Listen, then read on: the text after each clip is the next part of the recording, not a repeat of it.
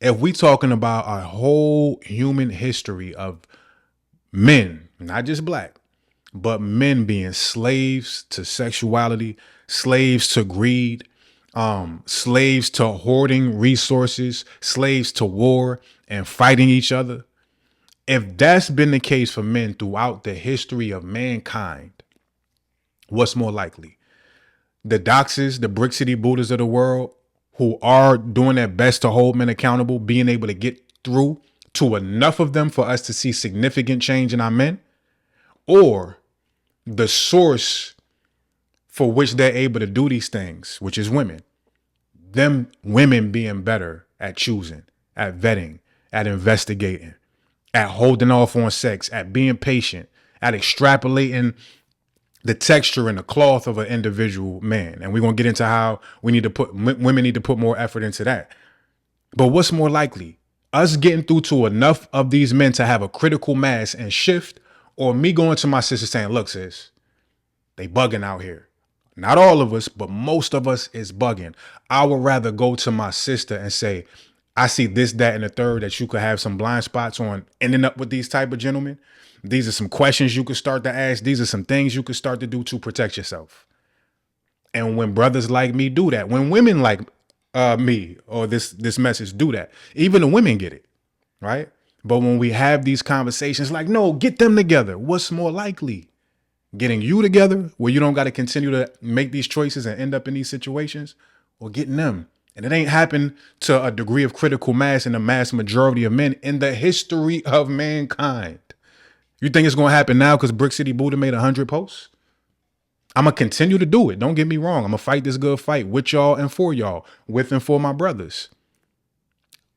But the path of least resistance to the shift, they can't do none of this if y'all make better decisions.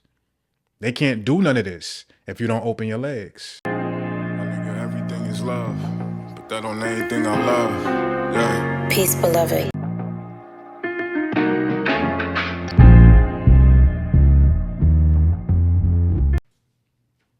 What up, y'all? Just give me a minute. I'm recording 2 ways right now because it's going to go up on our YouTube channel.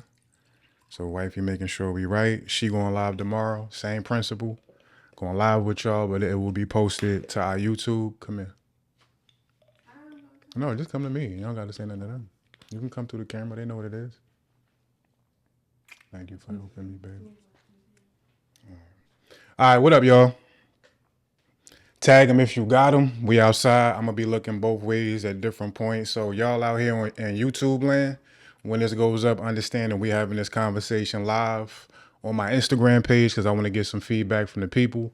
But for y'all, if y'all got comments, questions, I already see somebody want to come on. Give me a second. Let me cook. I'll probably take some people on, probably like the last 30 minutes because I just want to get through what I got to say. I got to go right into an interview with my homegirl Tassia with her group at like 6:30. So just keep me on point with the time if y'all going to be in here. But yeah, if y'all got questions and comments that you can't wait around, you may have to go do something else, please put them in the question circle. And like I said, last 30 minutes, we'll probably have some live dialogue, but I got a lot to unpack, right? So for those that don't rock, or those of y'all that don't follow us on YouTube, like I said, this will be on our YouTube page. Make sure y'all follow our page. It's about to get changed from Candace Love to Buddhist Candy because we are going in that direction of just tying all our stuff together.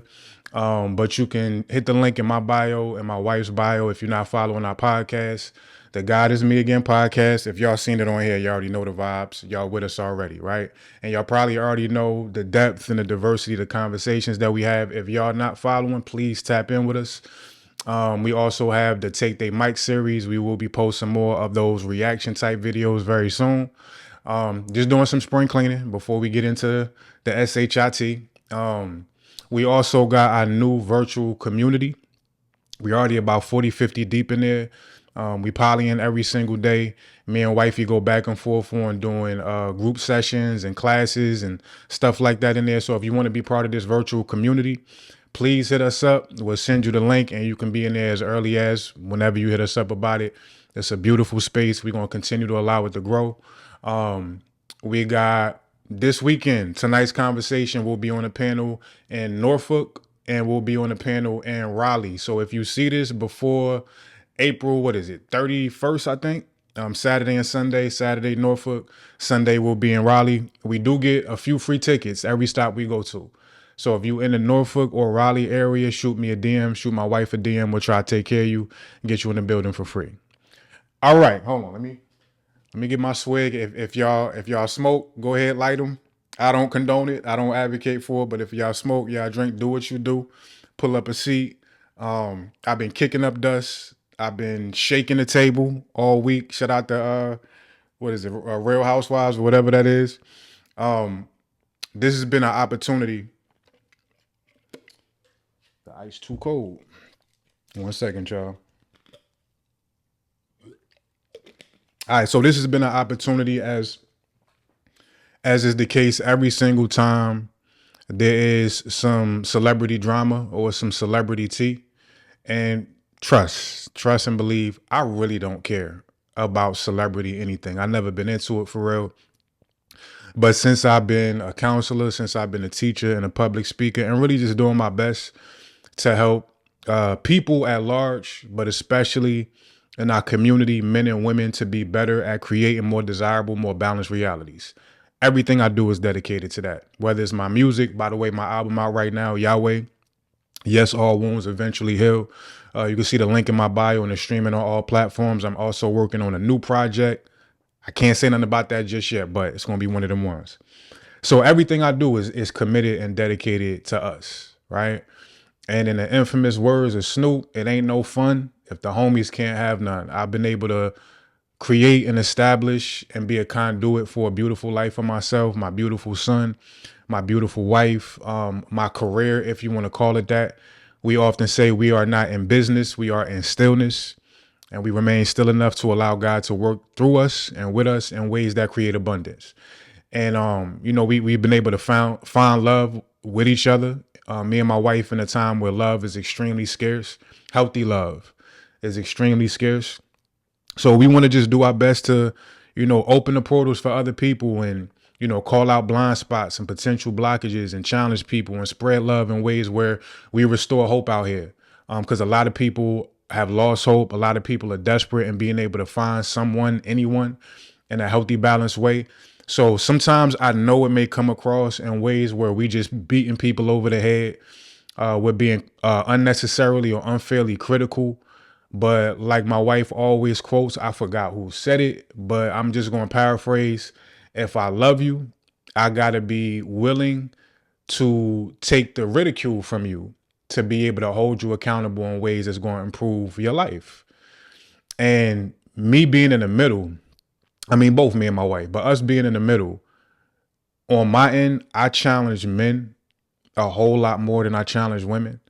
If you really go through my page, I'm almost at about 1,950 posts in the time I've been on Instagram. Been on Facebook way longer, but I'm probably more active on Instagram. Out of those posts, I would say a good 70% of my content since I've been a teacher has been devoted to challenging men to level up, to giving ways and tools and techniques for men to be able to level up, keep our thing in our pants, be better for emotionally for our families, our children, our women, be better in our communities, care more, devote ourselves more to just what we want for the greater good. It's really at like a 70% clip that I do that. Every now and then, though, I may feel froggy, right? Because I know what's going to come with it. And the men come at me too. I've talked about this before. When I challenge my brothers, yes, there is a large portion of men who see my posts who don't follow me. A lot of my posts that go viral, it's non-followers that may see me for the first time via a post that's really triggering. And these brothers that see this post, oh, he's simping, right? He pandering. They call me panda and simping, all this other stuff, right? And I'm cool with that. But it's interesting that a lot of times what people don't see beyond those comments is the hundreds of brothers that reach out, that may comment, that hit me up via DM and like, bro, like, I don't know if I necessarily believe what you just said on this reel, but it did trigger me and it did inspire me to at least reach out and ask certain things. And those questions turn into counseling.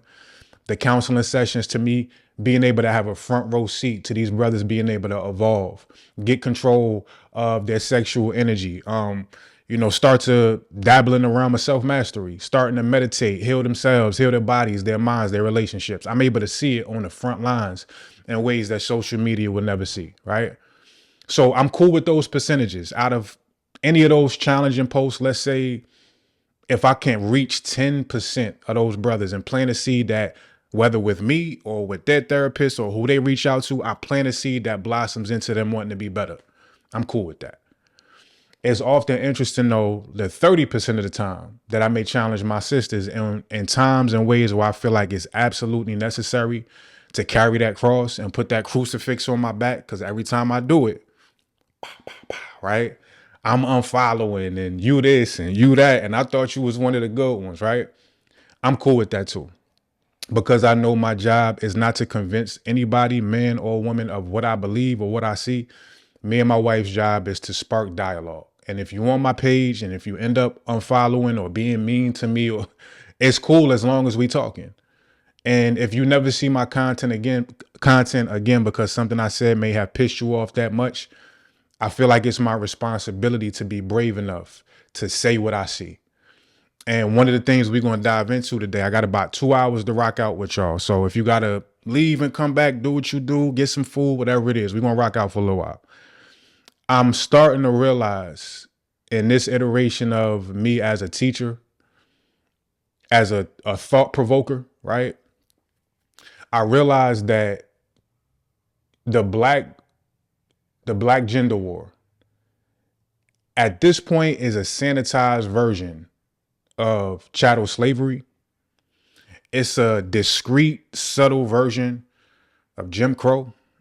It's a roundabout, sneaky version of the civil rights era when we didn't have rights, the AIDS and crack epidemic, the first generation of black junkies that went to Vietnam to get some money in their pocket to fight a war we should have never been fighting and came back to America, the first generation of black junkies, because of the opium they made freely accessible while they was over there. We had a whole generation of black junkies and our black men coming back to our neighborhoods, going into the crack and AIDS epidemic, going into the prison industry complex, going into the school to prison pipeline. We done faced a lot in the degradation of our culture. And it may not seem like it. It may just seem like, oh, this is just some celebrity gossip. Why are we even talking about this? I told a young lady on my post earlier, she was like, it's so many more important things to talk about. Why you keep talking about this? Ain't nothing more important than us being able to improve how we love one another. Everything in our life spills out from love. How we show up as far as how we earn our money, how we show up in our businesses, at work, at church, whatever you got going, the core of it, your family, your children, the core of it is how we are able to love one another. And we are in an epidemic. We are in crisis mode right now, where how much visceral hate and vitriol is out here on these social media streets, tailored, intentionally structured by the powers that be. There's certain words I'm gonna try to dance around because I know how algorithms work.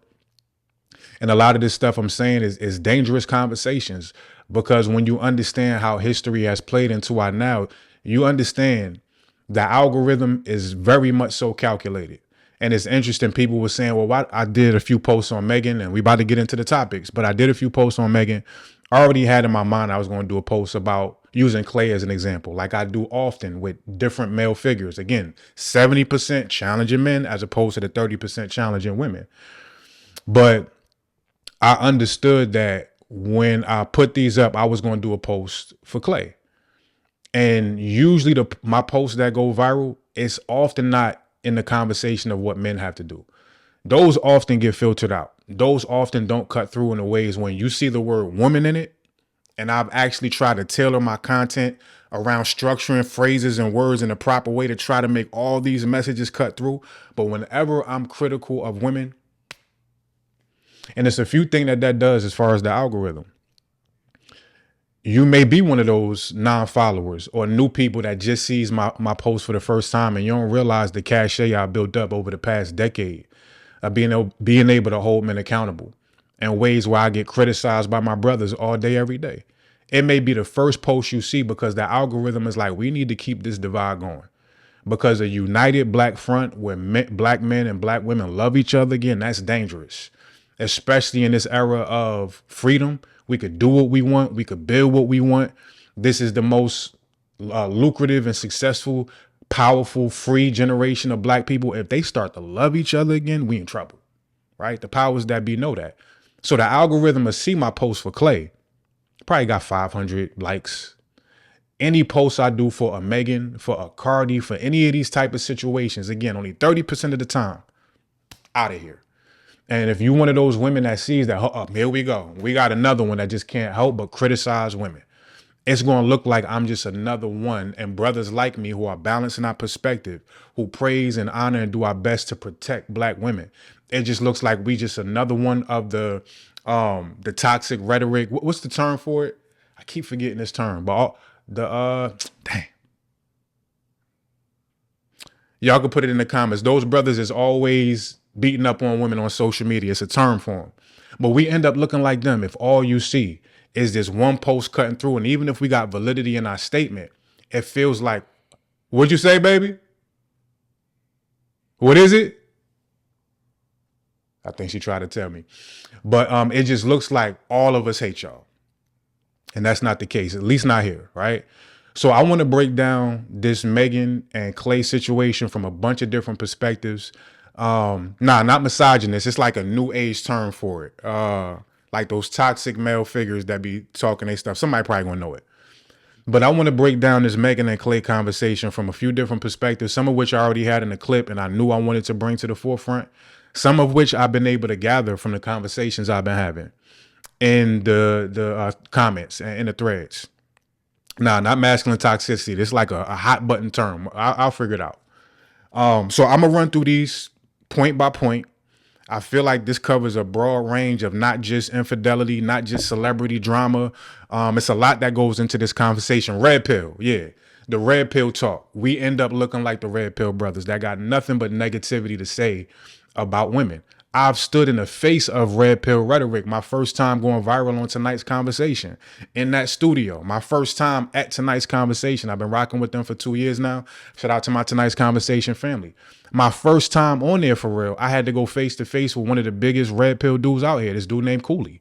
You know what I mean? And in the face of that, stood my ground, held him to task in a way that went out into social media, and there was a lot of support for what I said and for what I did. This was one of those big moments where a lot of the world got to see, okay, we got one. And shout out to my brother Dimitri, shout out to Ace. We all held Cooley to task in that moment, but not enough of that visual goes out.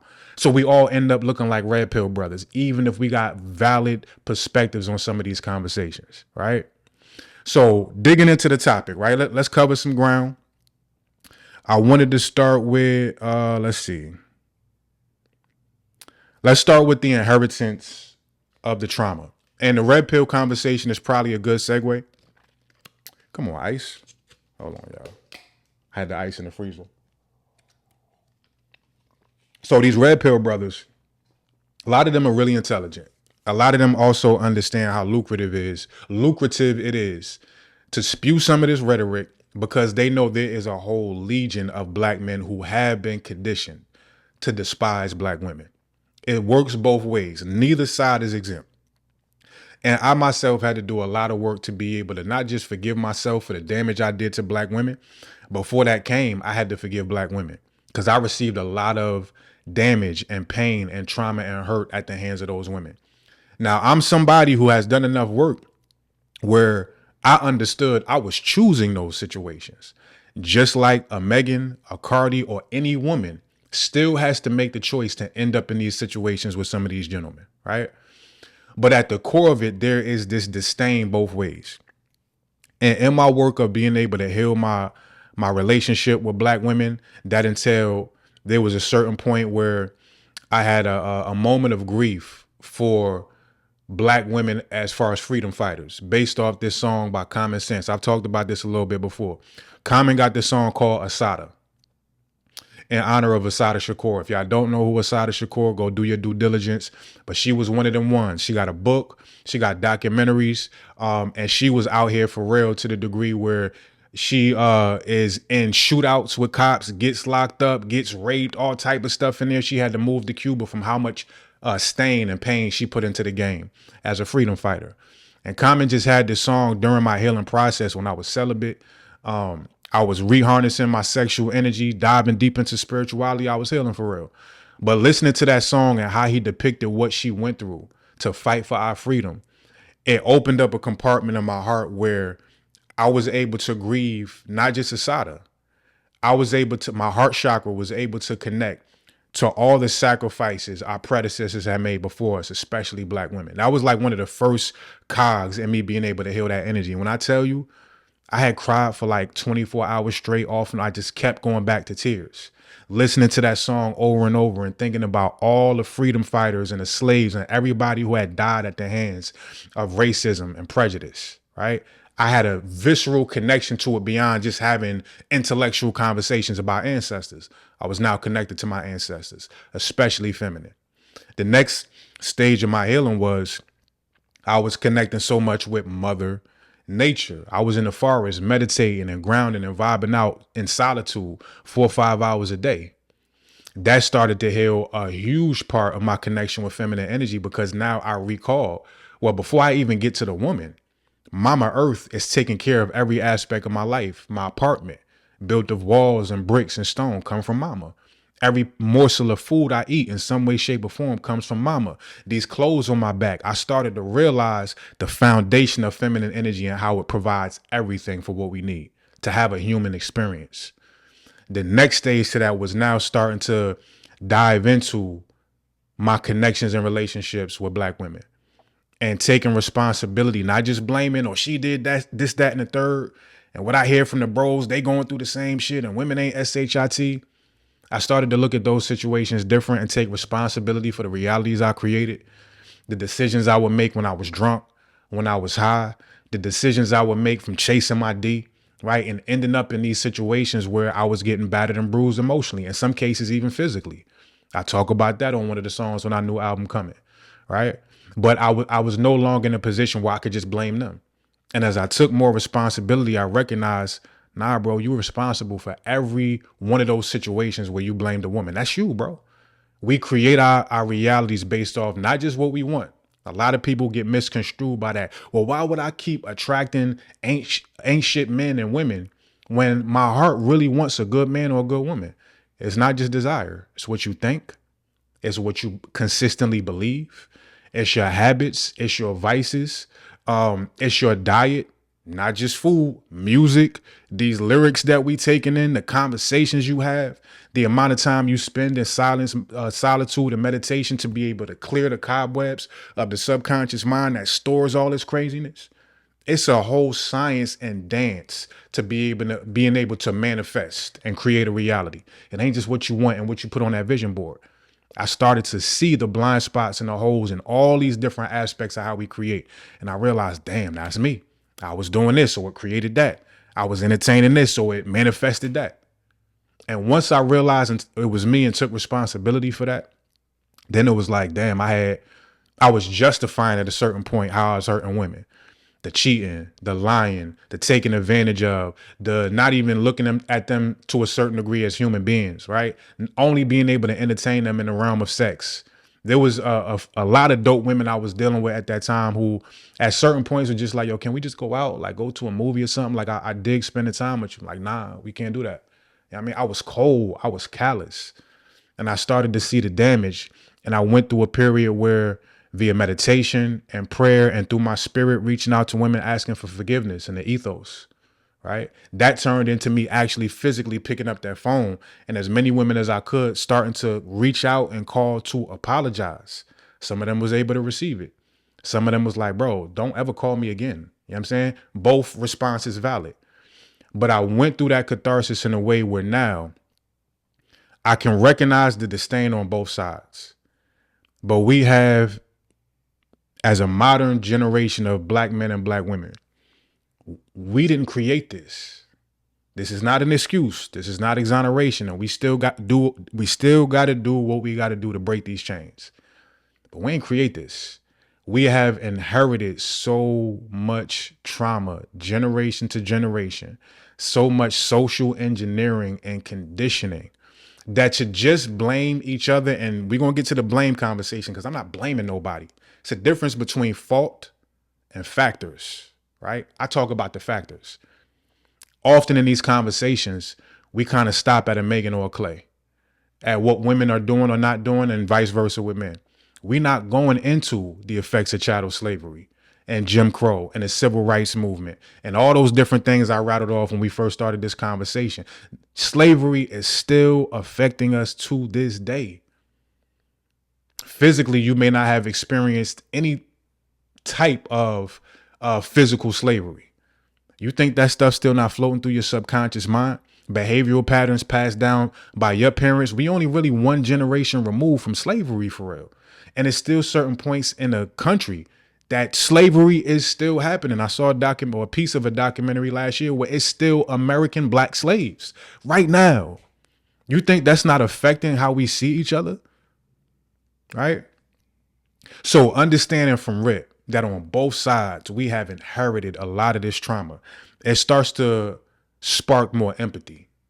It starts to spark the desire to be able to understand each other beyond the pain, beyond the hurt and trauma that we've given both ways. And we start to understand there has been a puzzle with multiple pieces that have put together to be able to create a generation where childbirth is the lowest it's been in, they say they don't know how long. We're not having kids, right? Marriage is up. I did post that the other day. Black marriage has increased over the past 5 years.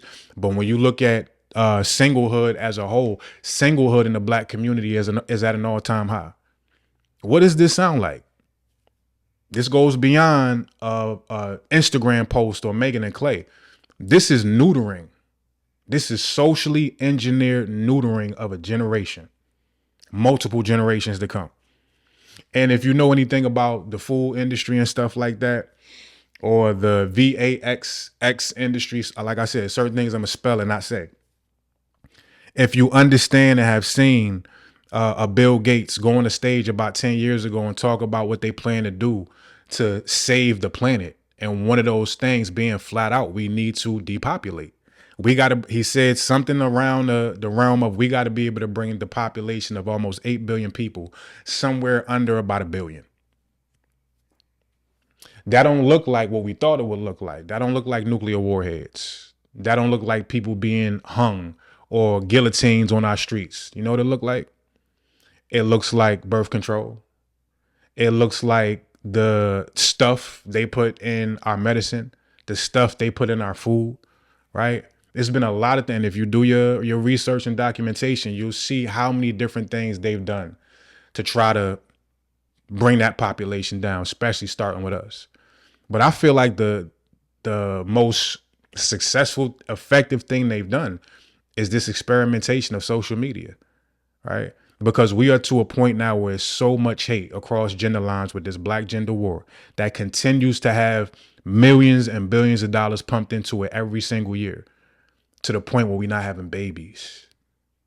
My wife just reminded me, I think his name is Plaque Boy Max. He one of the big streamers, big young streamers. And he just went viral a few days ago, I believe.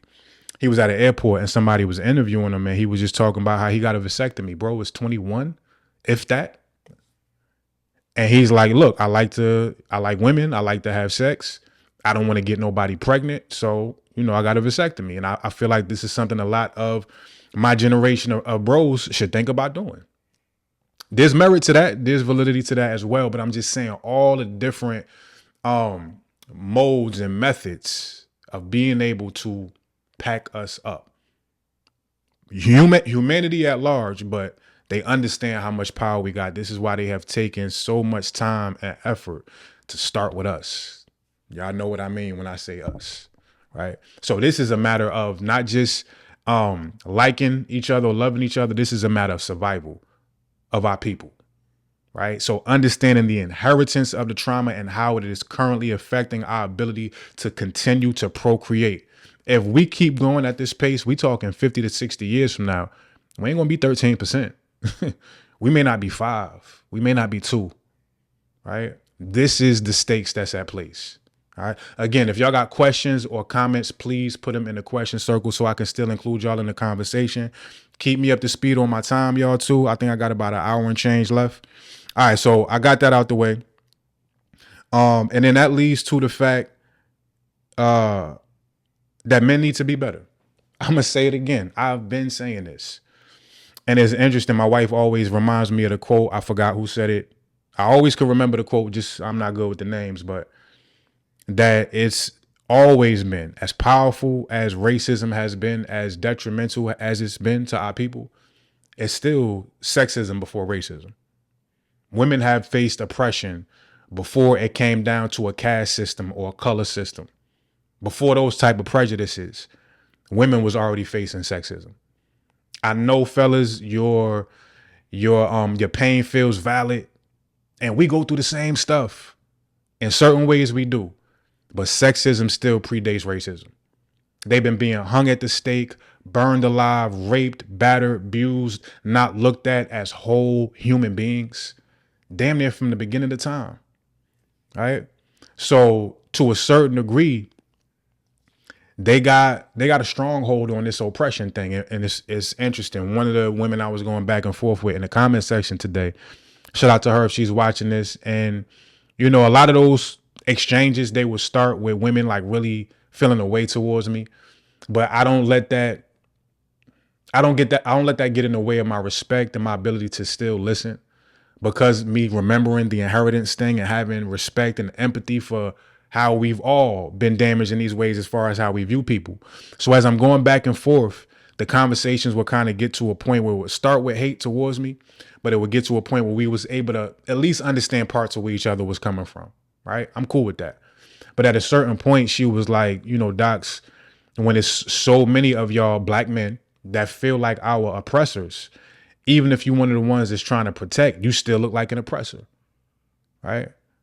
So women have been oppressed so long that even though some of the stuff that they say on these posts to men may be like, yo, what are you talking about? Take accountability, own up to your SHIT. I get it.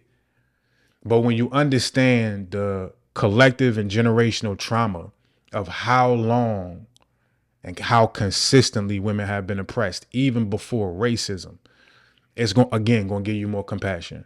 It's going to give you more patience to listen a little longer, to understand some of the blind spots and blockages they may have, and what feels like very simple conversations. 1 + 1 should equal 2. But do it when you're working through the trauma of being oppressed as long as women have. You know what I'm saying? This is something men got to start to think about, and it's what has made me more compassionate. And like in the comment sections, a lot of brothers be telling me like, bro, just say what it is. Don't beat around the bush. Don't be apologetic. I'm not being apologetic. I'm gonna still say what I need to say, but I understand I need to have a certain level of tact and compassion in being able to challenge my women.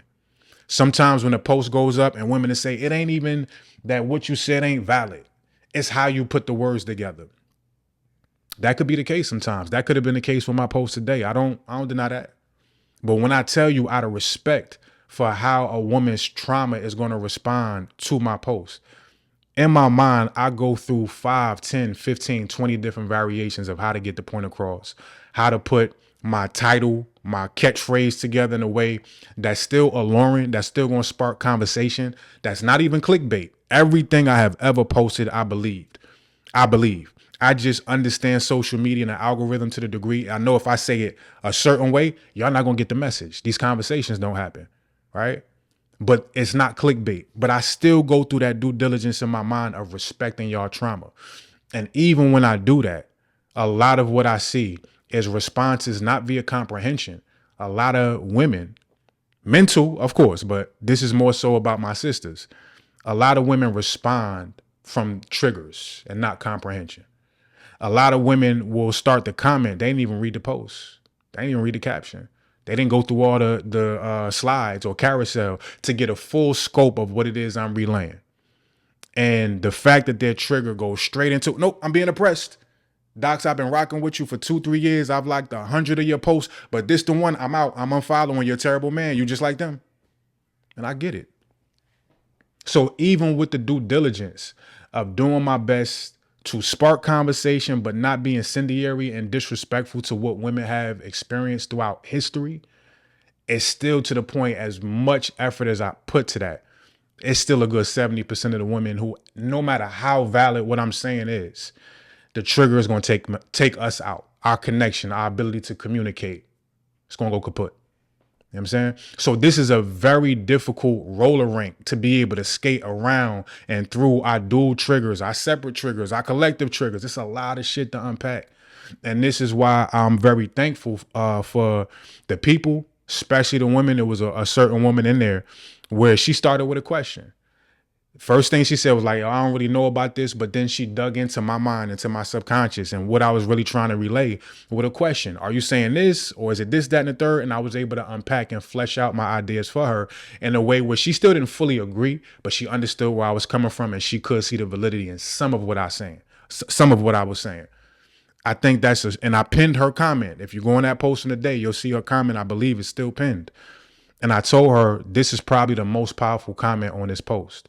Because before you threw your brother away, and I've been spreading love all day in the comments. Even when women is coming at me, I'm telling them I love you. Even if you unfollow me, thank you for your time here, and I still love you on the way out.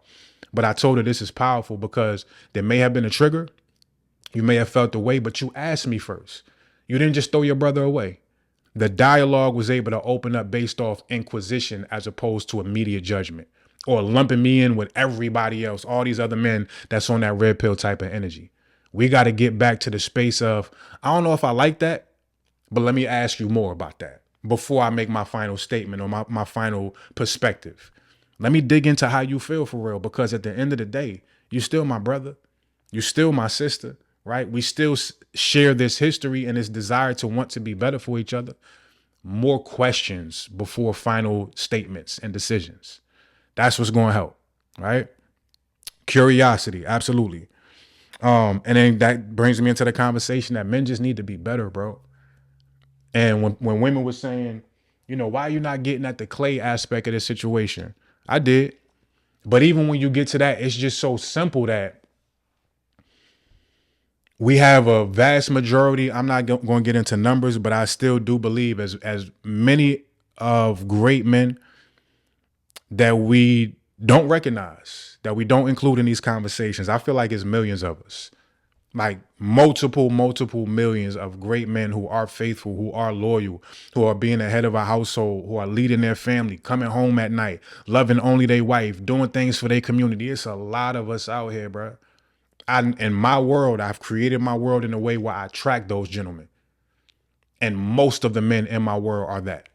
Now, if you create in different realities, you may say, they ain't out here, but nobody shares the same reality based on what I already said and how we create. But in mine, I got a lot. But even with that being said, I still feel it's the vast majority of us who have not done this work to heal, to get control of our D, right? To be better for our women, to be committed, to honor our word when we say I'm going to be with you exclusively. We got to be way better, bro. And when people was like, all right, well, why not talk about the Clay shit? Because I've been talking about that overarching conversation for so long. And it's so obvious that the majority of men need to be better. These same men are not getting the counseling, are not getting the therapy. Even when they women beg, please, baby, let's go to therapy, or I'll pay for you to go. Nah, I'm not doing that, right? We continuing to be slaves to our vices, to drinking, to watching the porn, to being high all day, fentanyl, lean, whatever it is. And we so stuck in our ways that yes, it's valid to continuously ask me when I challenge women, no, challenge your brothers. And I'm going to do that. But like me and my wife was talking about, I'm a realist. My wife is a realist. What's more likely to happen? If we talking about our whole human history of men, not just black, but men being slaves to sexuality, slaves to greed, slaves to hoarding resources, slaves to war and fighting each other. If that's been the case for men throughout the history of mankind, what's more likely? The doxes, the Brick City Buddhas of the world, who are doing their best to hold men accountable, being able to get through to enough of them for us to see significant change in our men, or the source for which they're able to do these things, which is women. Them women being better at choosing, at vetting, at investigating, at holding off on sex, at being patient, at extrapolating the texture and the cloth of an individual man. And we're going to get into how women need to put more effort into that. But what's more likely? Us getting through to enough of these men to have a critical mass and shift, or me going to my sister saying, look, sis, they bugging out here. Not all of us, but most of us is bugging.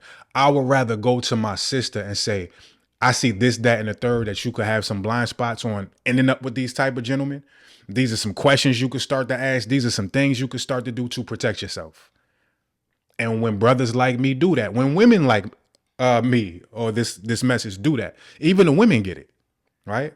But when we have these conversations like, no, get them together. What's more likely?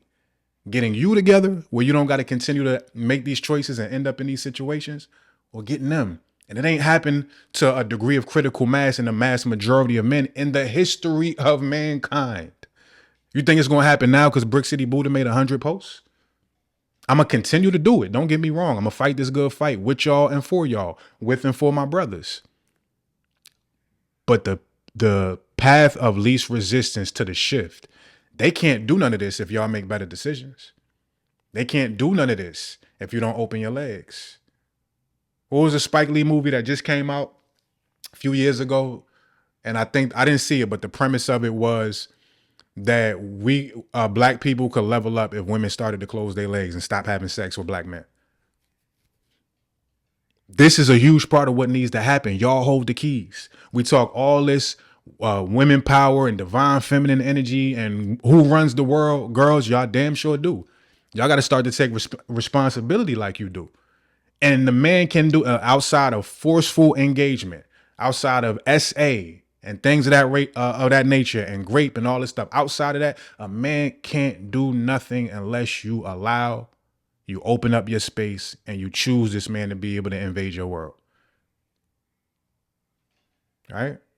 I'm a realist. So this is why this is the approach that more of us need to be able to take. And it's so much vitriol that we face that people may see some of the stuff I'm saying, men and women, and just be scared. Like, I don't want to deal with all that stuff Doc's going through. I'm not about to get my head ripped off for just saying what I feel is true. In the infamous words of Bernie Mac, I ain't scared of you motherfuckers.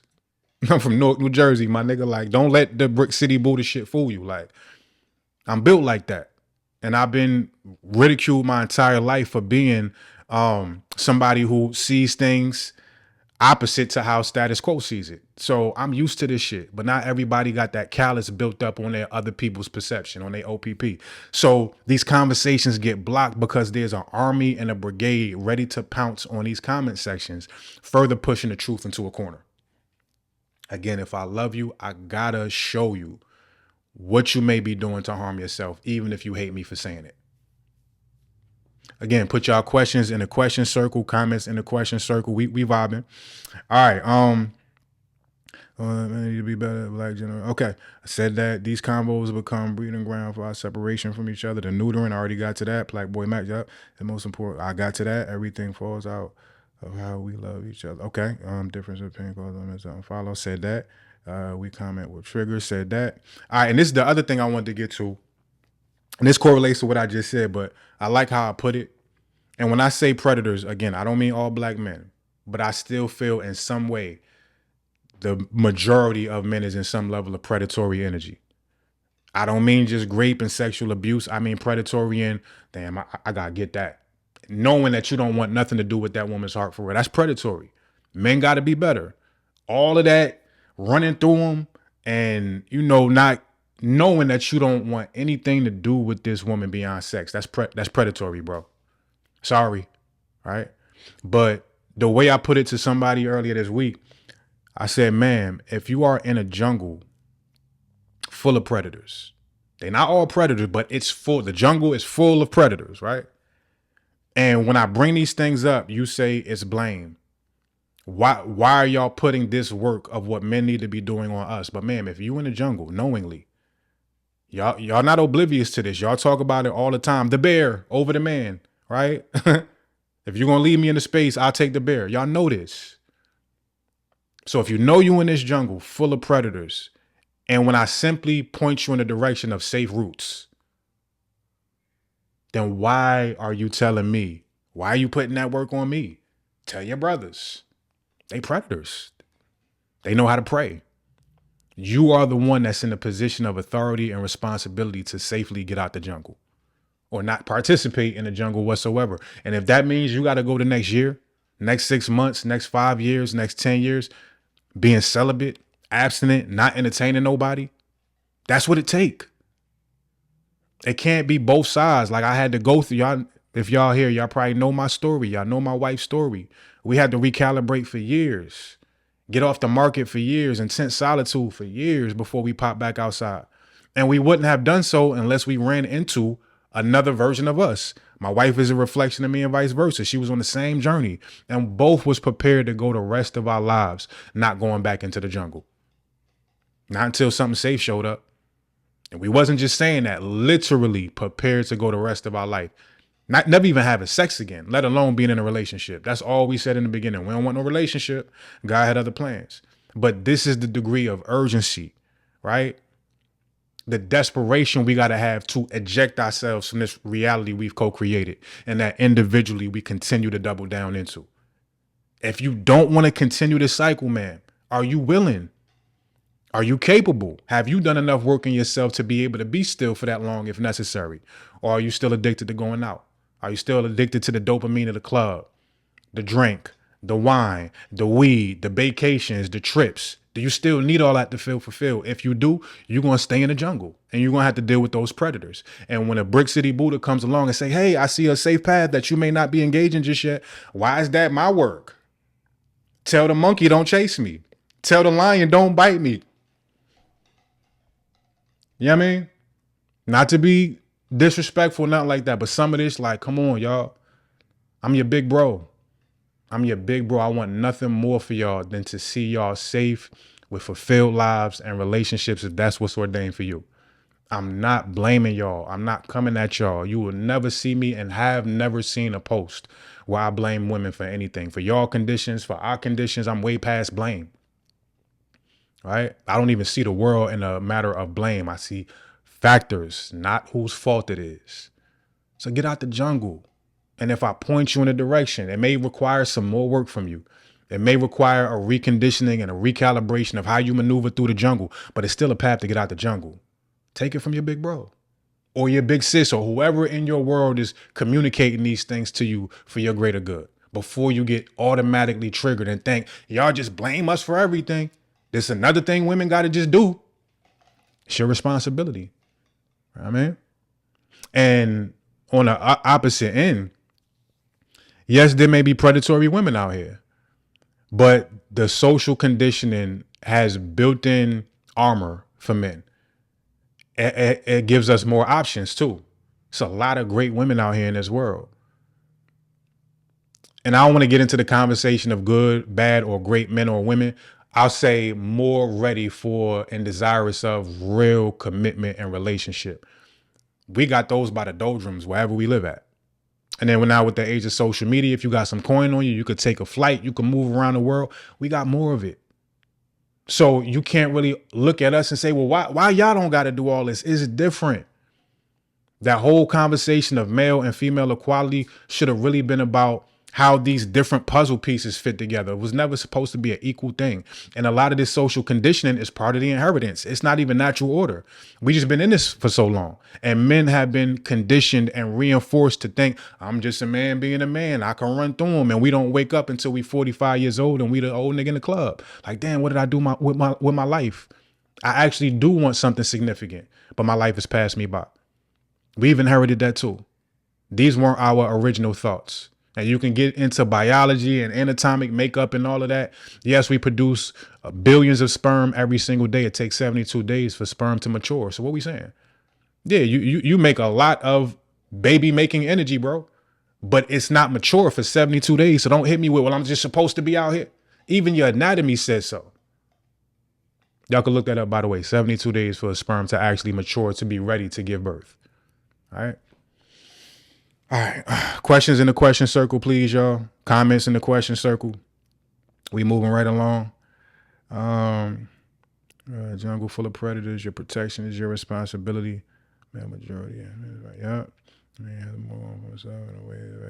Okay, and this is another thing, right? So going into the Meg thing, and women in these positions where they're able to be in the circles of quote unquote high value men. I put up a post about Clay in quotations. I had high value men. This is a conversation me and my wife have been attacking for a long time because we think it's also detrimental and damaging to our people to condense the quality of a man into what's in his bank account. But a lot of women have accepted that rhetoric. Megan is also, and the Cardi B's, and the whole, pretty much damn near the whole female hip hop scene is about touting high value men. You got to have a certain amount of money to be viable to be with me, right? But this is the thing we don't talk about with that conversation. And with me, I don't see that being a high value man. High value man is a man of integrity that does have something going for himself, a vision, is putting energy towards that vision where he is seeing some level of fruition. He's able to take care of himself financially, contribute to, or flat out take care of a woman in the family financially. He has a relationship with God. He has a relationship with himself. He's emotionally available, and dexterous. You know what I'm saying? Like he can hold a woman's heart. All these things contribute to a high value man, not just money. But when we talk about this conversation, if you're going to deal with a high value man under the definition of what we say a high value man is, what the world says, what these women say, your vetting needs to be double, triple, if not quadruple when you're dealing with that type of man. Because when you're dealing with that type of man, not only are you more than likely working with the inheritance of his conditioning and how he views women and sex and being out of control with his sexual energy, all that stuff is probably there, like the majority of men. But you're dealing with a man who has access, power, an inordinate amount of money, resources, a world that has bowed to him in so many different ways, shapes, or forms to the degree he hasn't had the need to evolve, right? He hasn't had the need to respect feminine energy. He hasn't had the need to have conversations where we have to be monogamous for me to be able to rock out with you. So if I'm a Megan Thee Stallion, I'm just using her for an example because we do have some shared information and context. You have the history of Klay Thompson. In the basketball community, it's just known. And the way basketball, sports in general, but how the NBA is, it's also a soap opera because of social media now. So we hear about these escapades. We know Klay Thompson and dealt with the Coco Jones of the world. Then ran through a bunch of very high status IG models, some actresses. He is a perennial, perpetual single man, if you will. He's been in the league, 15, 16 years at this point, one of the greatest shooters of all time, 4 different championships, been lit way longer than Megan. You know what I'm saying? He's had access to the whole world on top of his social conditioning and masculine energy engineering to be out of balance. So that takes dealing with somebody like a Klay. If I'm saying you should give yourself 6 months to a year before you have sex with a man to be able to vet out some of the stuff I'm talking about. You talking about a Klay? Now we in a ballpark of a year or to 2, if not more, before you open them legs up. Because it's so much ground you got to cover at being able to get to the true north of a man like that. To be able to crack the code of his heart in a way where, yeah, I'm ready to be monogamous for the first time in my whole life. I've been running through the globe. But all of a sudden, yeah, I can do it. The questions got to be asked, the vetting, the investigation, the patience with sexual energy, all that stuff got to double, triple, if not quadruple when you're dealing with high value men. And women confront in these comment sections, I know y'all not waiting. I know y'all not waiting 3 months, 6 months, 9 months, a year. Of course, there are some that are, but the vast majority of women, again, understandably so, I have a certain level of compassion for y'all desperation because of the inheritance and what y'all have had to deal with and how long y'all have gone without being able to sniff a quality man. I get it. You got needs. You've been single for mad long. You probably already been celibate for about 2 years, right? And he just say a couple of the right things. It's like, all right, let me just try. I get it. Not coming at you. But this is a pointer. This is a path out of the jungle. If you're going to deal with a man like that, you got to understand how much ground you're going to have to cover to understand who he is for real. And if you at a point a year in, all these public appearances, songs being made about this brother, and you put in that text that you first put up, that letting the world know I got cheated on again. If you're just finding out from him him saying, I can't be monogamous. That means y'all probably didn't have the conversation early on. Are you with monogamy? Do you want it? And that's another caveat too. Can't be enough that he acquiesces to monogamy. Oh yeah, I'm with it. If that's what you want, I'll rock with you, babe. Right? I'll clean up my act. I'll delete these numbers. It gotta go past that. It has to be a burning, genuine desire within his heart to want to serve a woman exclusively, to want to grow with and love a woman exclusively. Right? That got to be a desire just as much as it is in your heart for monogamy to work long term. Y'all don't be factoring a lot of this stuff in though. So y'all be with this man who got access to the whole world. You never ask the proper questions. And then that's been a part of the conversation. Well, we can ask the questions, docs, and he can still lie. You damn Skippy. Most brothers will probably lie. But that's when your intuitive prowess comes in. That's when your investigation, your slowness and your patience before you have sex with this individual, watching him, listening to him, looking for the blind spots, blockages, and cracks in how he shows up in his actions, in his words, making sure everything lines up. It don't stop with questions. It starts with questions. It continues with your investigation process that if you are thorough and patient, you can bat 1,000. And I was talking to my wife about this earlier. He can be wearing a mask for a long time, docs. That's true. That's true. People can wear masks for long times. But I'm pretty sure that I've heard a lot of women laugh and joke about how bad men are at keeping secrets, how bad men actually are at cheating, how bad we are at keeping a poker face, right? Our masks be thin, bruh. We don't have complex, complicated masks. Very easy to see through them if you are looking from the right vantages and asking the right questions and being patient with yourself. He gonna hang himself at some point, usually very early on in the process.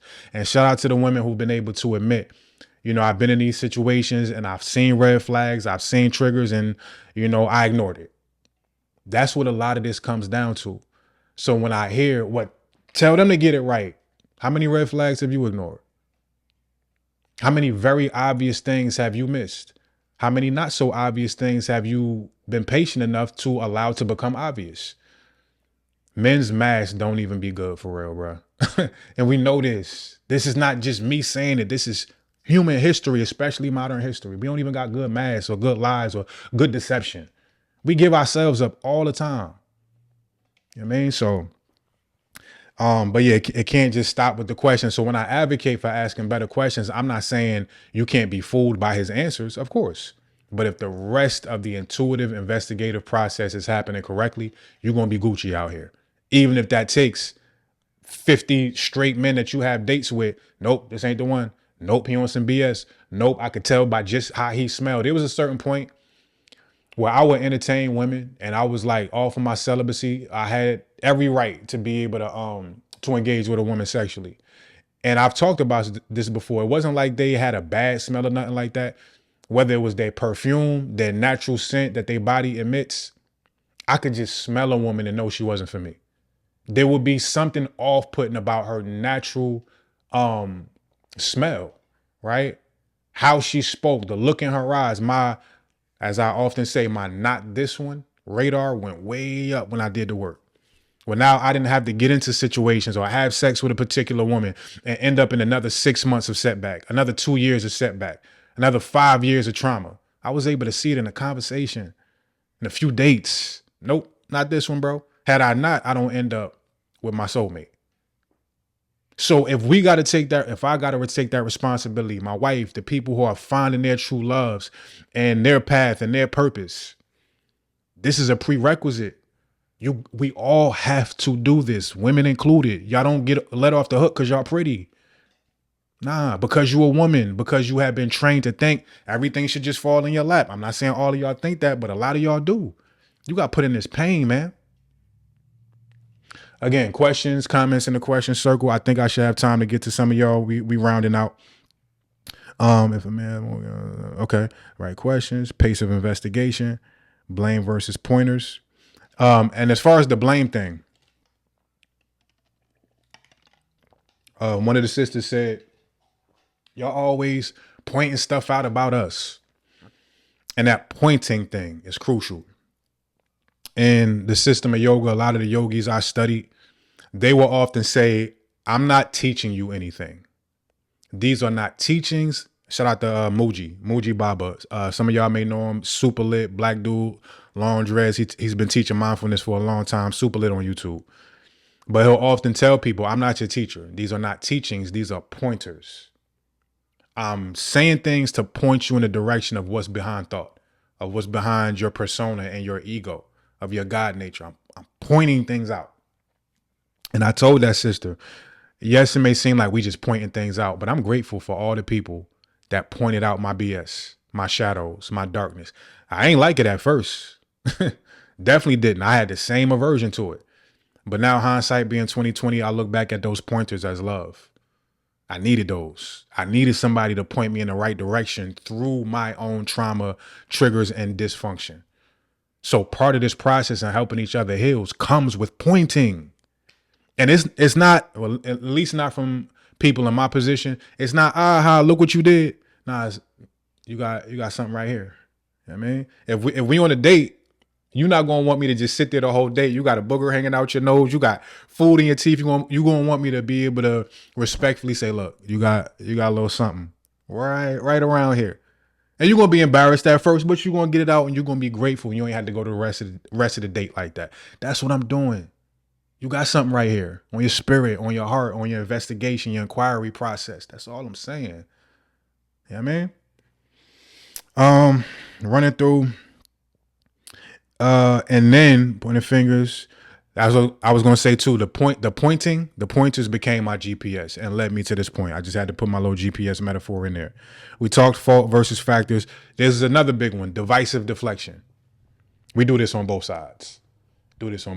But when I usually have to go to war, it's with the women, with love, right? But the divisive deflection is a woman will read the post, and she probably understands this validity to what I'm saying, a lot of which, like with the Megan and Clay conversation. And instead of just being able to say, you know what, this triggers me, I don't like hearing this, but you got some points here. They'll say, well, what about the men? What about what they doing? There's a term I use when I work with my couples, and shout out to anybody that want counseling, one-on-one relationship recalibration, and I work with families as well, kids age 12 and up. When I work with my couples, I got this thing called processing styles. Processing styles is like, I got 10 of them, and they're like our knee-jerk automatic responses in disagreeable moments that compromises our ability to accurately register what our partner is saying, compromises our ability to effectively express what we got to say. I'm not going to run through all of them, but the last one is the comparer. And what the comparer does, their partner may bring up a gripe, an issue, a need, a request. And before they are willing to unpack that gripe, need, request, they hitting their partner with, well, I got to deal with the same thing. You do the same thing to me. Yes, that may be valid, but it's not conducive to get to the core of the issue if we go straight to your relatability to what I brought up before we unpack what I brought up. So this divisive deflection doesn't allow us to get to the core of these conversations. When it happens on either side of the gender line, men or women alike. I do see a lot more of this from the women though. That could just be my perspective. It could be different for somebody else. But I know based on what I see, it's almost automatic. The divisive deflection is going to veer the conversation to something else. And wherever they may want to veer it, I got 100 videos on it already. You can go through my page. I've talked about it ad nauseum already and will continue to. But for this moment, for this 90-second reel, I was compelled to have this part of the conversation. And these conversations are so layered and nuanced, we can't unpack all of it at the same time. It's not going to be effective to try to scrape the whole buffet plate. We got to be able to do it one piece at a time and understanding how important all the other pieces are. But if we could thoroughly vet out one piece from both perspectives before we go to the next, we got a better chance at understanding each other. That divisive deflection of what about them? We ain't going to get nowhere. I've been seeing it for years. I see it all the time. So before you go into another comment section, try not to do that. You know what I'm saying? And watch where the conversation can go. Because when I do have exchanges where there isn't deflection, even if we vehemently disagree from the rip, we're able to get to beautiful spaces of understanding and sometimes even end up agreeing with each other or seeing different aspects of the conversation we ain't see at first. All this is the new freedom fighting. It ain't picket signs no more. It ain't marching. It's being able to get into the war within our heart between each other and unpack this shit for real. A sentence at a time, a post at a time, a conversation, a relationship at a time, a date at a time. We going on dates and not even talking about the black gender war. It don't even come up. We don't talk about, do you genuinely want to be monogamous? We don't talk about how do you serve God? How do you keep your thing in your pants? Like, we don't have these talks. I know I've been removed from the dating scene for a minute, but from what I hear from my clients and my friends that's still outside, this ain't happening. This is what it's going to take. All right. I see them questions coming in. We almost there. All right. Now we kind of getting into the hip hop aspect of this and the power of words, the power of life and death is in the tongue. That's part of the Proverbs verse I quoted in my carousel today. And this stuff be simple. We know this, right? Spelling, the spells that we cast. We are a very spiritually intelligent generation because of social media. Even if you're not practicing spirituality for real, we know it. We see the memes, we see the videos, we see the gifs. We all have a certain lexicon, language, and understanding of a lot of different spiritual modalities. We understand how powerful our words are more than any other generation before us, right? Affirmation, right? The vision boards, all this different stuff is part of us understanding how powerful this is. Except for when it comes to what Megan been talking, I'm a player. I'm running through these dudes. This is how I flex. I'm breaking hearts intentionally. I don't care about y'all like that.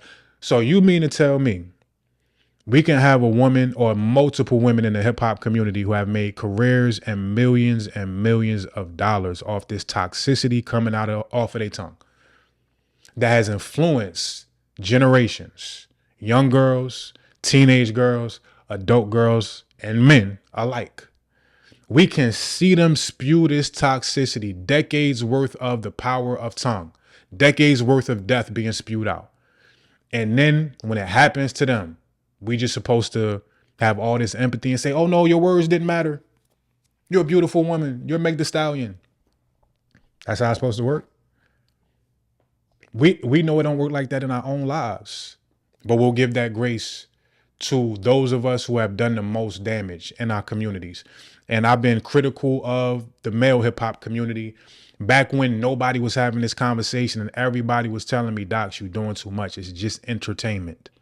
I saw that a lot on the post today because I was critical of her words. And not even critical in the sense that she's doing anything wrong by kicking what she want to kick. Do what you want.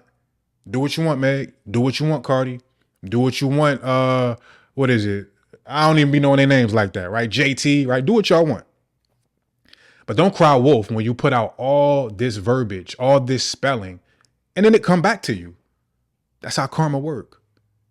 Karma ain't got nothing to do with reward or punishment. Karma is simply the gravity of action. Whatever you throwing out via thoughts, beliefs, words, and actions is going to find a way back into your world. So when I started the post, my first slide on the carousel, Megan did this to herself. A lot of women had a problem with that verbiage, right? The subtitle was exposing the hot girl era. Megan did it to herself. You know why I say that? Because I did it to myself. Got to the point where I couldn't blame nobody else. I was putting out the karma and energy of what I was getting back in different ways, shapes, or forms. So that wasn't clickbait. We do it to ourselves via what we use most. It's thoughts that nobody else can see flying through your head. And the thing you do second most, our second most consistent karma or action is speaking. What are you saying? And then we got into the conversation of, well, it's just the persona, her rap persona. It's her character. We going to have this conversation and be this critical about her rap character? Look, I'm such a real individual. My whole entire rap career, when I was out here in these streets, you heard me rapping about being out here in these streets. When I started to evolve, you heard about me evolving, not still being out here in these streets. As a grown man, as a leader, As a public speaker, as a spiritualist, a counselor, you hear about that in my music. But everybody ain't got to do that. I get that. But this is the thing with the whole, it's just music and entertainment. When you look up the etymology of the word entertainment, entra and then mint. I forgot how they spelled the mint part. But it pretty much translates to hold. Right? Entertainment, etymology, to hold. Not to just be entertained or have something to give your attention to that makes you happy or sad. That's what we think entertainment is. Entertainment is things that get stuck, that get held by your subconscious mind. The conscious mind can filter to a certain degree, and my wife always talks about this. I'm a huge horror movie fan. Have been for a long time. Shout out to the Michael Jackson movie. I thought it was dope. That Thriller came from his affinity for horror. I brought my wife along to a certain degree. She can appreciate horror now. And we like the smart horror, the things that make you think and stuff like that, not just slasher films. That was me back in the day. I like intelligent stuff, right? But there's still certain movies. We be in the bed, we watching our joint. She done agree, okay, we could do a horror movie. And we get 30, 40 minutes in and she's like, I don't want to watch it no more, right? Because it affects her spirit in certain ways where I may have a different makeup where I can take those things or they don't hit me the same way. And she'll always use this as an example that, yes, we know on a conscious level, this is a movie. There was a set, there were actors and directors and makeup, and we know that consciously, but you still watch that horror movie, right? And you jump.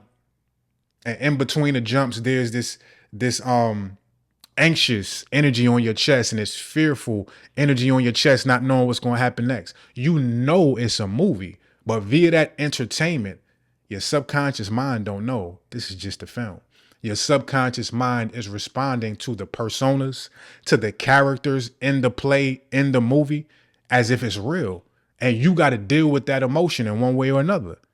It's the same thing with these quote unquote characters and personas that we accept in our hip hop culture. Oh, they're not doing that for real, docs. You tripping. It ain't that deep. When you bumping that music over and over again and Megan is spewing all this BS and gangster music is spewing all this BS, we see what has happened to our women at large. We see what has happened to our new generation of men and how violent and murderous and homicidal they are. We can't keep a rapper alive or out of jail to save our life. But the words don't mean nothing. These are just characters. These are just personas. This is just WWE for real. With all the context and information and proof that we have from what hip hop and these spellings have done to our culture, we still saying that, bruh. We got to wake up. We got to wake up. We got to put on our big boy pants, our big girl pants. And people was like, well, you don't listen to hip hop? No. I listen to Kendrick. You know what I'm saying? I listen to Mos Def. I listen to a lot of the old school stuff, right? But I don't listen to anything, whether it was old school or now school, that's detrimental to my spirit, that's going to be an entertainment that holds on in my subconscious mind. I can't do it. And people that know me know at the point where I cut off the radio, like Dead Press say, turn off the radio, turn off that bullish. I did that a long time ago, 10 years ago, as a hip hop artist who was brought up in this culture. I made that sacrifice. Now I'm not doing it. If I can't take no other stance, I'm just going to be one less person in the pool of us accepting this poison. And if I'm the only one, so be it, but I'm not going to do it. I'm not going to play it around my son. I'm not going to endorse it in any way, shape, or form, period. This is where we got to get to and understand that these things correlate. I put up a bunch of lyrics from Megan Thee Stallion, especially in the carousel today. And women was reading those lyrics and say, nah, this don't count. This is just her as a rapper. When those lyrics actually show up in her life, it's not just persona. It's not just character. Very promiscuous. I'm not knocking her for it. Do what you do, but don't cry wolf at the end of the day and act like these things don't correlate. That's what I got the issue with, right? But all these lyrics about running through men and taking advantage of them and overt sexuality, every single bar about what you could do with your PUSSY. Like, come on, bro. We're not going to ask for more. We're not going to hold ourselves accountable when we hit these points. And now everybody all the women got all this empathy. Oh my God, Megan, I can't believe you did this. You did this. And when I say that, I'm bugging. All right.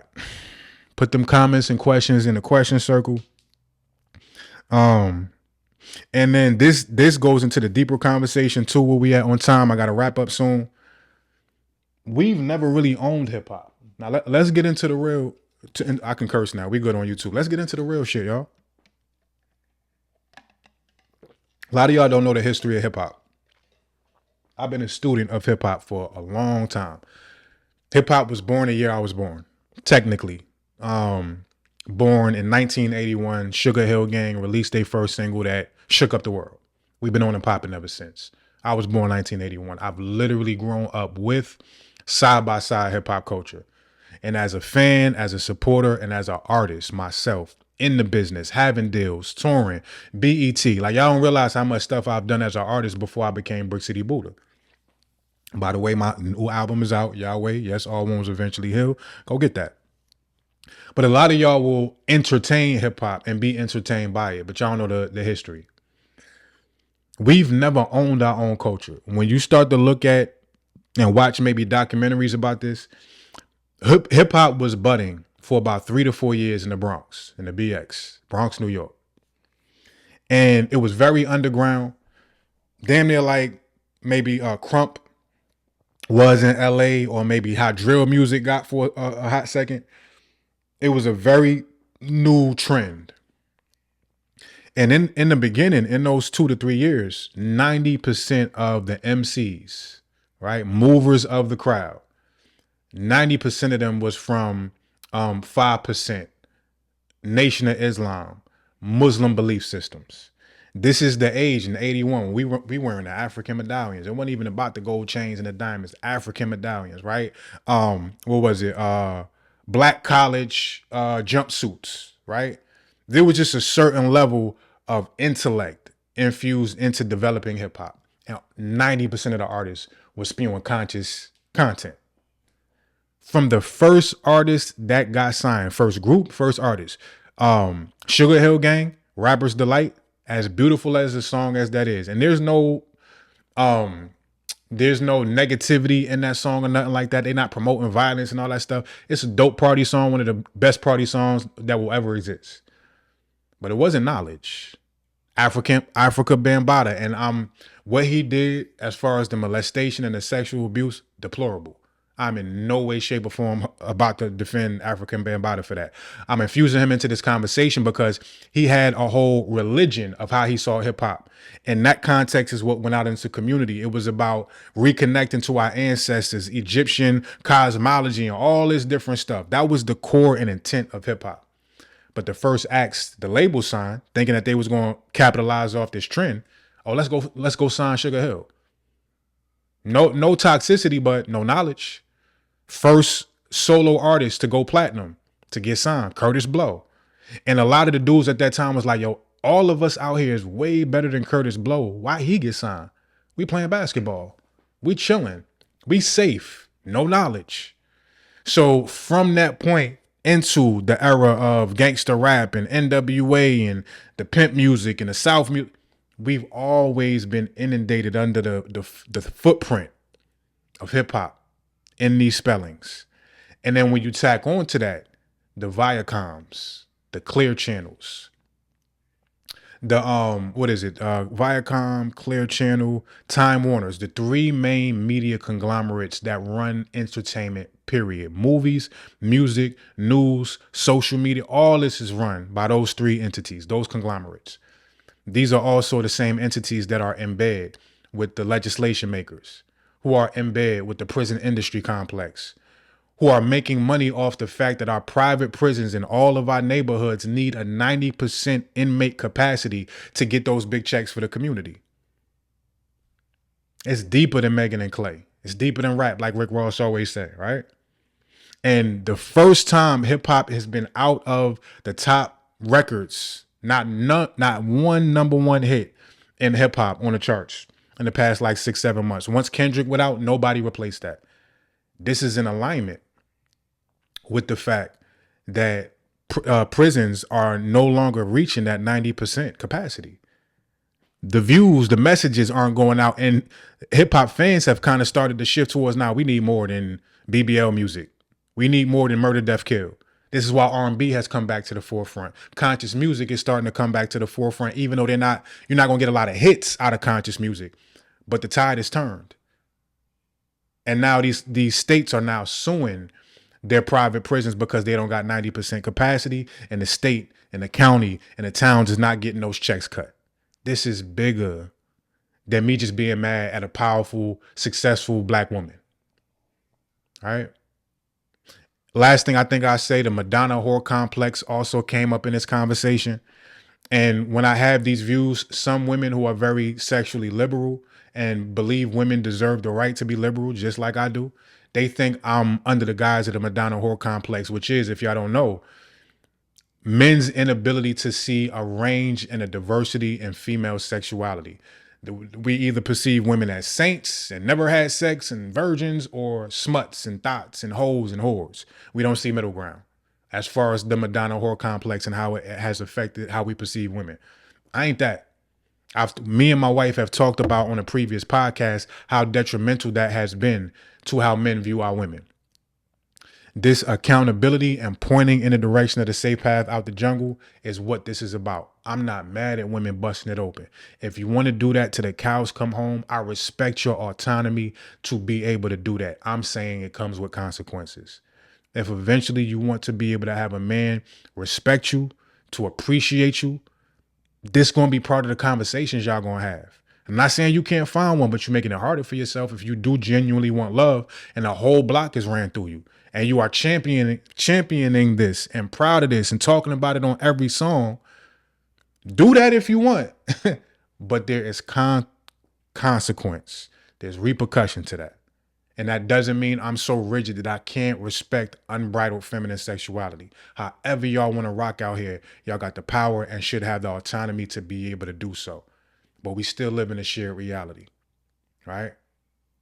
And I'm somebody, once I got with my wife, if she did have that type of past, with the work she had done by the time I got with her, ain't no Madonna whore complex gonna keep me from being with my wife. I'd have been good.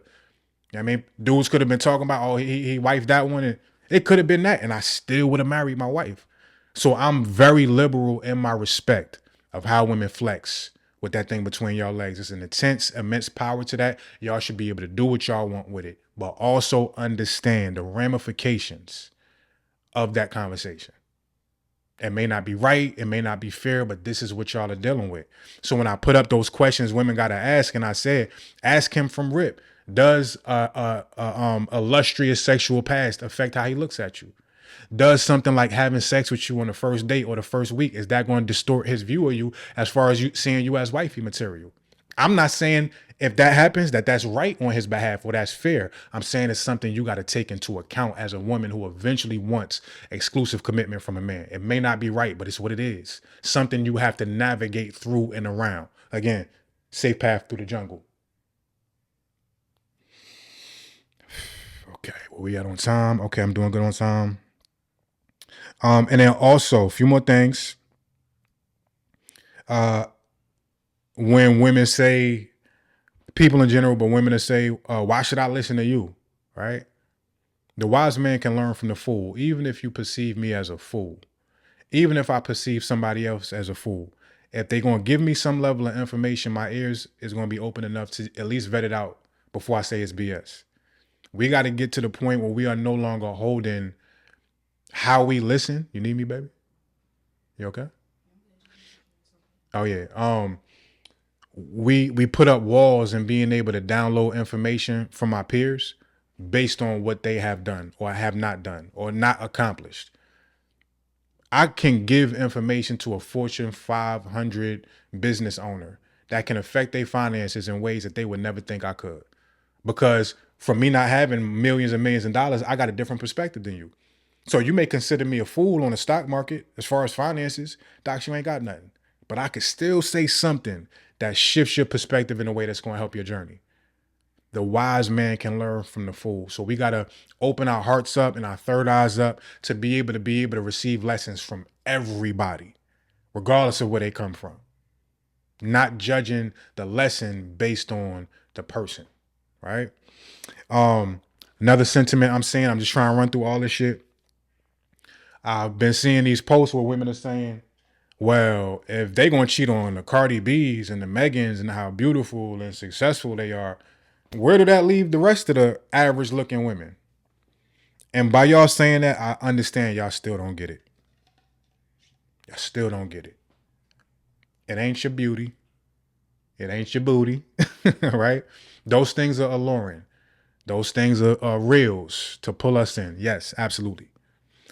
But for a man that's worth his salt, that is doing the work, a real high value, high quality individual, that's not going to be what's going to keep him. What's going to keep him? It's going to be the intangibles. And it don't matter how beautiful you are or how crazy your body is. If you don't got them intangibles, y'all don't need to compare yourself and get BBLs and get all this surgery to keep up with the Megans and the Cardi B's and all this, because real men are looking beyond that. We're going to see the beauty in your intangibles. Of course, we're going to still want some level of a physical attraction. But I put the post up the other day that's still going viral. It's like 45,000 likes and the conversation is still being had. When we was on tonight's conversation, I believe in Chicago, and a woman came up and asked, what is the ick for the men of the panel? And I responded with, my ick was, before I met my wife, I could no longer deal with women who couldn't take accountability. That was an ick for me. And I broke down how my wife was the first woman ever in my life to apologize, to take accountability, to break down why she felt like she had wronged me in a certain way. Something I wasn't even really tripping about. That healed a certain part of my heart in a way where I knew via that conversation. I already had context like, yo, I think this may be the one. In that moment, I knew this is my wife. And y'all worried about, well, they're so beautiful. What does it mean for the rest of us who are just average? That ain't how we work. A man will overlook. You may not be his type aesthetically. Don't mean you're not beautiful, but you may not be his type. But you got these intangibles that he's never experienced from another woman.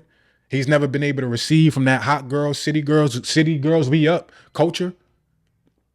I guarantee you things are going to be different as long as he's done the work within himself to be prepared for exclusive connection and to be able to share life with you in a committed way. If he's done that work, it ain't the surgeries, the beauty, the perfection of your face and your body. It's the intangibles. So when women say shit like that, I know y'all still don't understand what real men is looking for. Because when you think about it, Megan, Cardi B, Beyonce, Halle Berry, every one of the what we consider the beautiful women of celebrity, all of them been cheated on. All of them. You know what I'm saying? It don't mean there are no men who can be faithful. It's millions of us. It means that vetting process may not have been all the way there. It could mean there's a certain arrogance. Well, I'm Megan Thee Stallion. Yes, I know Clay's been a playboy, but I'm Megan Thee Stallion. He gonna change for me. Word. Word. Okay. Again, questions and comments in the question circle. We winding down.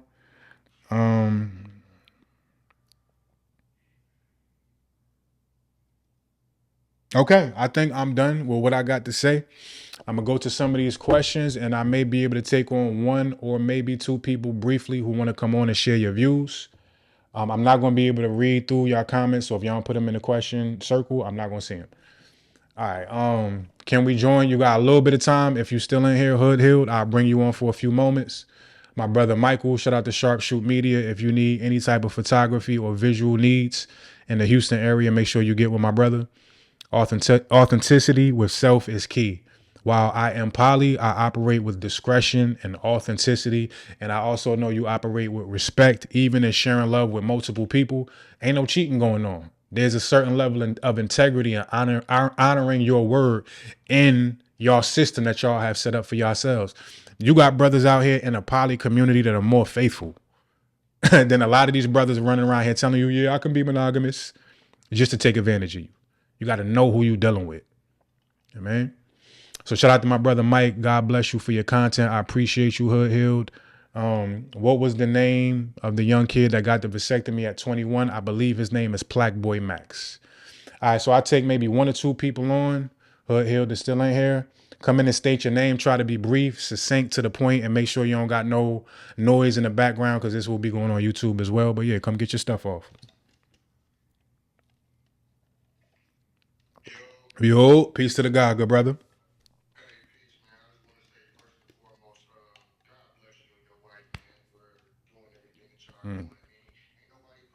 Facts. Facts. Right. I appreciate that, bro.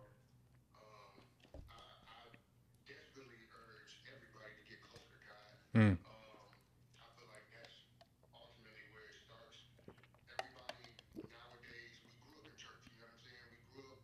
Facts. Facts. Facts.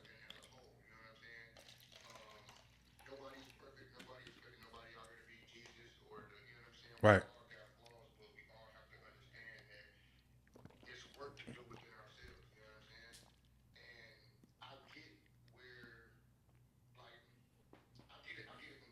Mm-hmm.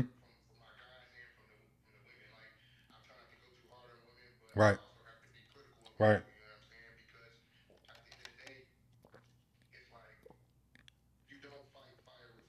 Right. Right. Hmm. Yeah. Yeah. Yeah. Yeah. No doubt. Facts. Facts.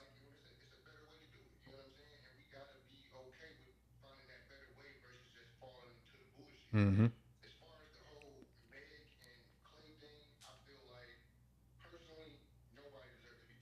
Right. Right.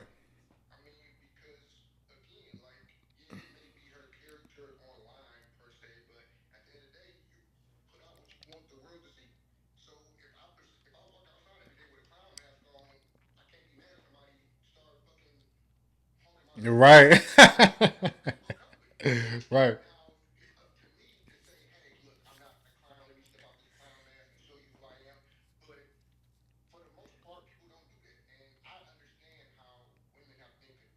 Mm-hmm. Mm. Mm. Mm.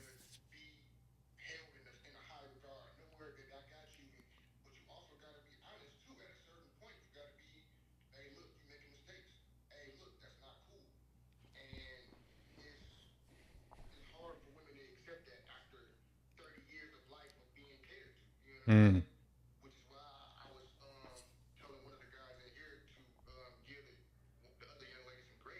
Mm. Yeah. Yeah.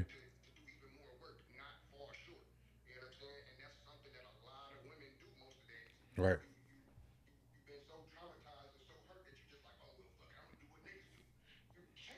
Right. Right. Right. Right. No doubt. And on that last piece of what you said, it still affects us at a certain point the same way. We just got a longer shelf life in the toxicity. Yeah, I mean, like even yeah, even when you get like I think I said it earlier, but we got way more access to higher quality options, and then as far as how the world views men and women aging. This brothers out here 60, 70 years old. They got the salt and pepper. They still bagging. It's going to take a long time for us to hit that brick wall. We do hit it, but it takes us a long ass time. A lot of times, women to be in their late 20s, early 30s, they got 3 and 4 kids. They got some level of a dis-ease. They finances messed up because they spent all this bread trying to be with this dude. They got a long history and jacket of men on they jacket that they getting judged by new men for. So it may sound unfair, and again, we didn't create these rules. We inherited this conditioning. But if we're gonna be real about it, y'all can't do the same things in the ways that we can without as much consequence and repercussion. Y'all gonna get way more than we gonna get. You have something?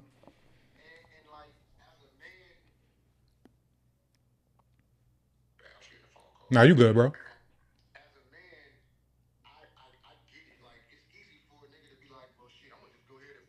Yeah. Right.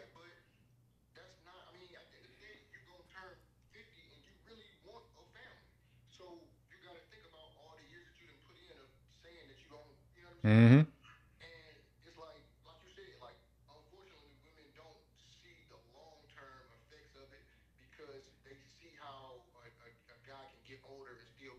Mm-hmm.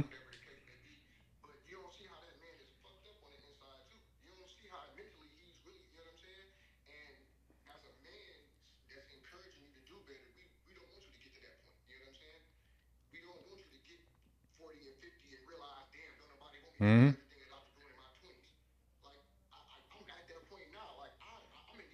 How young are you? How young are you? 37. Okay.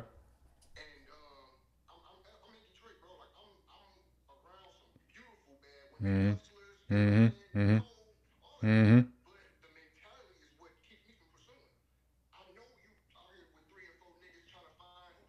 Facts.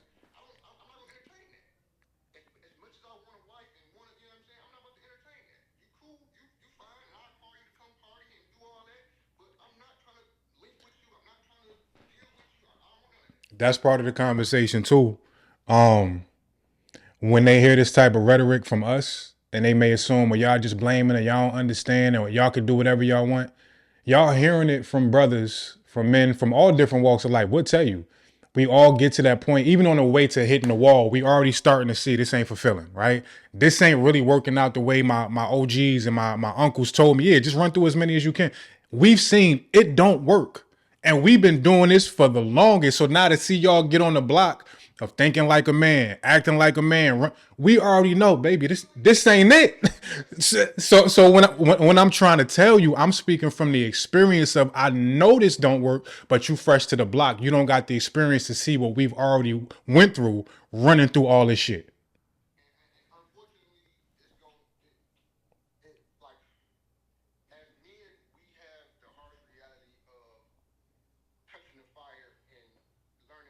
Mm-hmm. Mm-hmm. Right.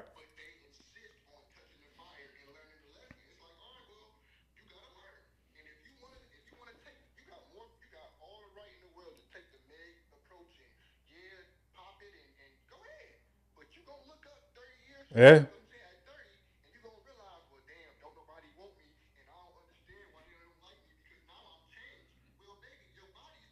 Right. Right.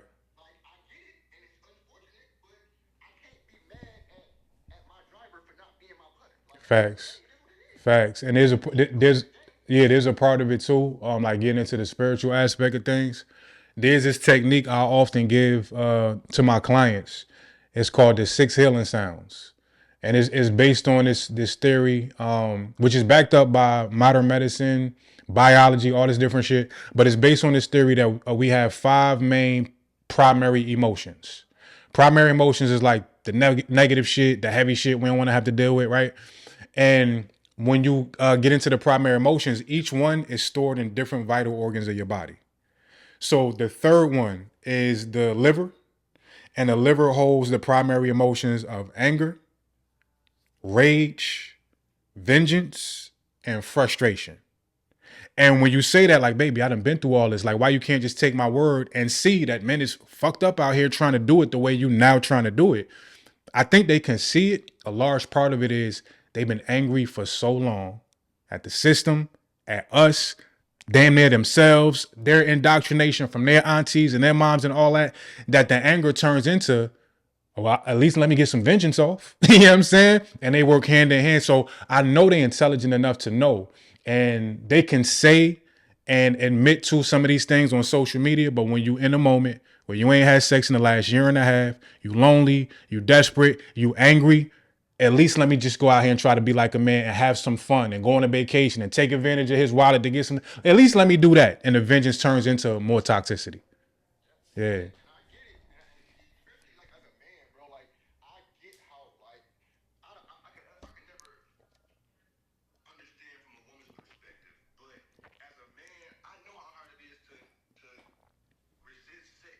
Yeah. Yeah. Yeah. Mm-hmm. Right.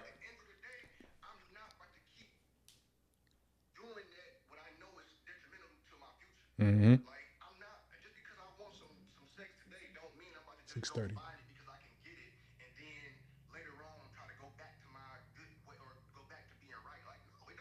Mm-hmm. You need me?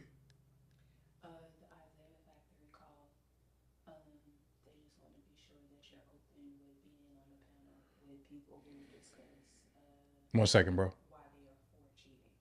Yeah, that's cool. Yeah. Yeah, that's cool. You too, right? You're not doing it?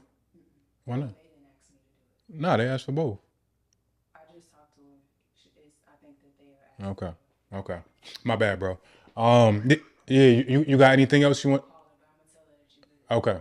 Okay. You got anything else you wanted to contribute before we head out? That was it, man. I just wish everybody, do better. You know what I'm saying? First and foremost, man, go to God. Yeah. Like, stop thinking that you already got God in your life because you're aware of who He is. Like, really, like, get closer to God. You know Yeah. what I'm saying? Like, that's where it starts. And then after you do that, you know what I'm saying? Do the internal work yourself. You know Yeah. what I'm saying? Like, don't be so quick to say that you got it all, you figured it all out, or you know what I'm saying? Just that's all. And two things to that. Somebody just said we look alike or we related. Hey, you never know. You now that I'm looking at you, we do kind of look alike. And then outside of that, you just not just, but in the context of this conversation, you are just a random brother that hopped on this feed that's talking the spicy shit you talking right now as far as evolution, spirituality, your perspective is clean and clear. Just like you said to me, we not perfect, right? But women tend to think we not out here doing this work, having these conversations, trying to level up because they see so much of the other shit. Facts. I'm telling you, man, I got homeboys right now that's doing the craziest shit. Yeah. You feel me? Like I don't want to be like that. I'm not Yeah. trying. No Don't doubt. get me wrong. It might come a time where I might mess up the No relationship, doubt. but that's not my No intention. You know doubt. what I'm saying? Absolutely. You got anything you want to promote? You got business or anything like that? You good? I'm good, All man. I right. want to say thank y'all and God bless y'all. All right. Shoot me a DM, bro. Let's stay connected. For sure. All right. All right, y'all. I think that's all I got. I'm about to go into another joint with my sister Tasia. If you want to see that, you can join her group. The link is in my story. You just click the link and you'll be able to get into that conversation with Tasia. Million followers. Tonight's conversation panelist, very well known out here in these streets. We're going to have a dope talk over there. And then I'll be on the news out here in Houston tonight. Hopefully with my wife. She talking about she not coming on, but we going to be on there. But yeah, tune into Houston News. We'll be on with Isaiah Carey talking about cheating tonight as well. Thank y'all for listening. I will not be sharing this to Instagram. This will be a YouTube video. So if you saw this, if you just coming in, you only caught a portion. Frequent my page. You'll see when this post goes up.